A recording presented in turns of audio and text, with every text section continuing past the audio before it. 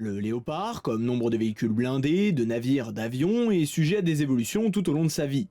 Aujourd'hui, à travers ce troisième épisode, c'est une partie de ces évolutions que nous allons aborder. Celles qui mèneront à la version la plus produite, mais surtout la version qui créera la légende de ce véhicule.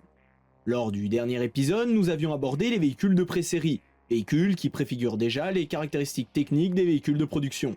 Aujourd'hui, c'est de ceux-ci dont nous allons parler en retraçant le parcours du Léopard 2 à 0 jusqu'à la clé du succès que sera le Léopard 2 à 4.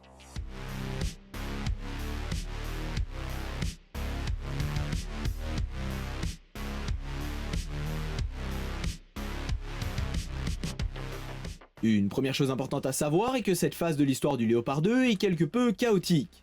Pour rappel, en 1979, les 4 premiers Léopard 2 de série sont mis en service. Seulement, sur ces 4 léopards, seul un était réellement nouveau, les 3 autres étant les léopards de pré-série. Cette même année, l'Allemagne souhaite passer commande de 1800 léopards en une seule fois, rien que ça. Ce qui fait que cette phase est si chaotique et que cette commande est irréalisable aux yeux de la loi allemande et devra donc être découpée en de multiples tranches. Et à partir de là, si vous me permettez l'expression, c'est le bordel. Du 2 à 0 au 2 à 4, on pourrait aisément supposer qu'il y ait 5 tranches après tout. 2 à 0, 2 à 1, 2 à 2, 2 à 3, 2 à 4. Eh bien, c'est à la fois vrai et en même temps pas tellement, sinon ça serait trop simple. Il existera effectivement 5 tranches propres à chaque version du véhicule, auxquelles il faut rajouter 3 tranches supplémentaires qui concerneront uniquement le 2 à 4. Mais ce n'est pas tout. Sur ces 5 tranches, il faudrait distinguer les versions produites des versions améliorées. Par exemple, les versions 2 à 2 issues d'améliorations de 2 à 0 équipées de la WBG. Bon, on est d'accord, c'est chiant et on n'est pas les seuls à le penser. Pour simplifier tout ça, il sera décidé à partir de la version 2 à 3 de ne plus faire de distinction entre les versions améliorées et les versions nouvellement produites. Ce qui n'est pas plus mal en soi puisque la finalité du standard sera la même. On se retrouve donc avec une commande de 1800 léopards découpée en 5. 55% d'entre eux seront produits à Munich par Krauss-Maffei et les 45 autres pourcents à Kiel par Mack. Pour l'anecdote, les léopards produits par Krauss-Maffei sont identifiables par les numéros de châssis en 10 000. Ceux de Mack étant identifiés en 20 000.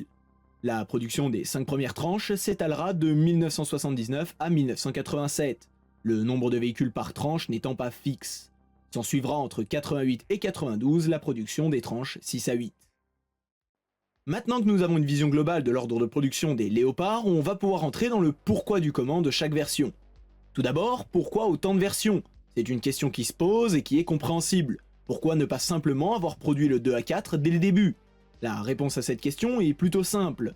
La version finale du cahier des charges n'était tout simplement pas définie. On savait ce qu'on allait produire sans connaître exactement tous les détails de ce qu'on allait mettre dedans. Vous allez me dire, pourquoi ne pas avoir attendu? Eh bien, parce que ce n'était pas possible. Lorsque le Léopard est entré en production, celui-ci avait déjà plusieurs années de retard. Il était donc impossible pour le gouvernement et l'armée d'attendre plus longtemps. L'arrivée de la version 2 à 0 sera la preuve même de ce retard.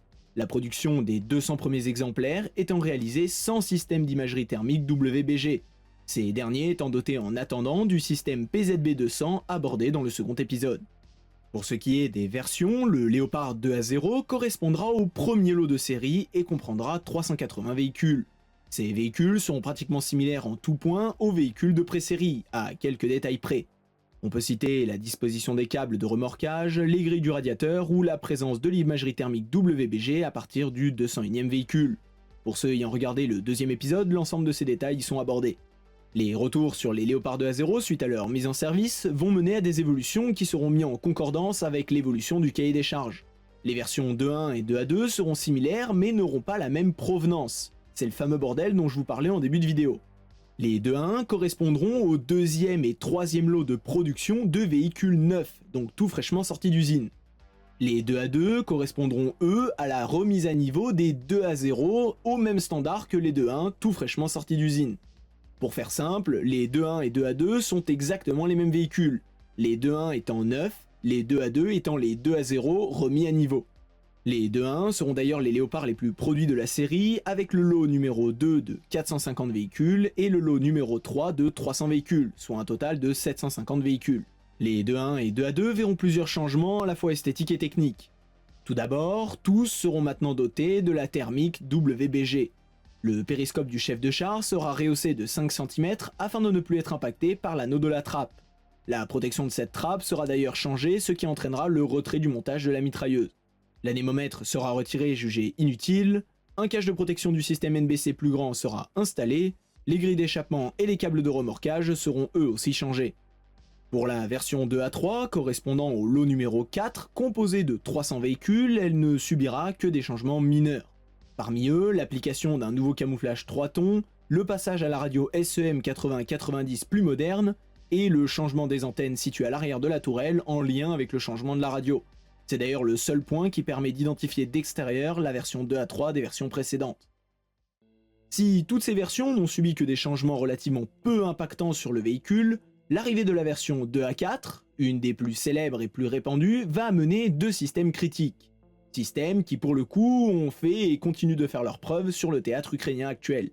Ces deux systèmes seront introduits dès la mise en production du 5e lot de Léopard 2, lot qui correspondra au premier Léopard 2A4.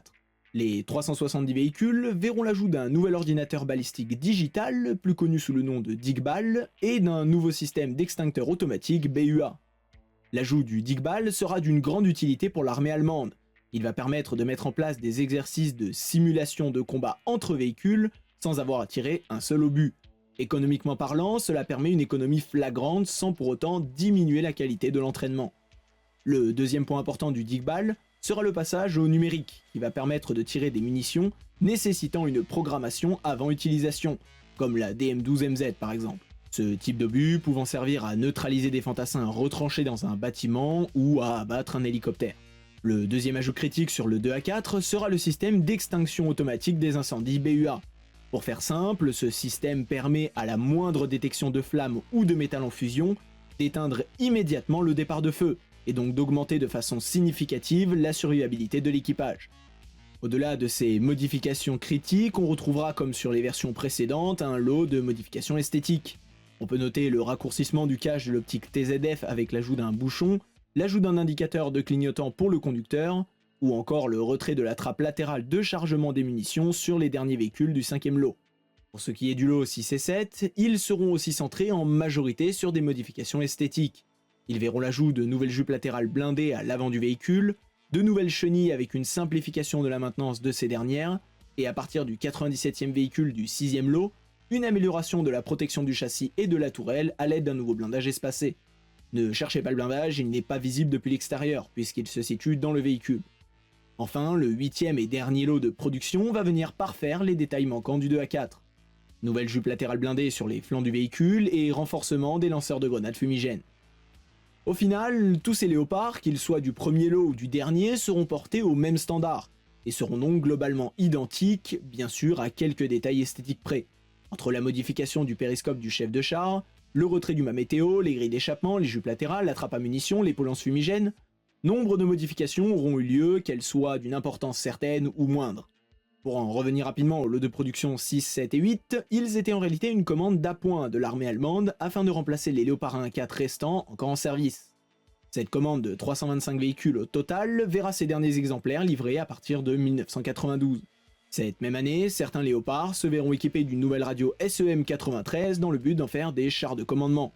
Ces véhicules prendront l'appellation Léopard 2A4A2 et ne seront pas reconnaissables depuis l'extérieur.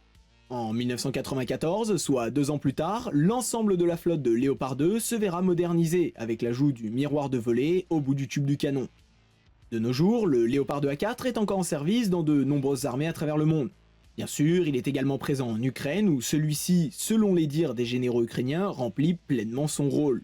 Subissant des pertes, certes, mais ce qui est normal puisque la contre-offensive se veut ukrainienne.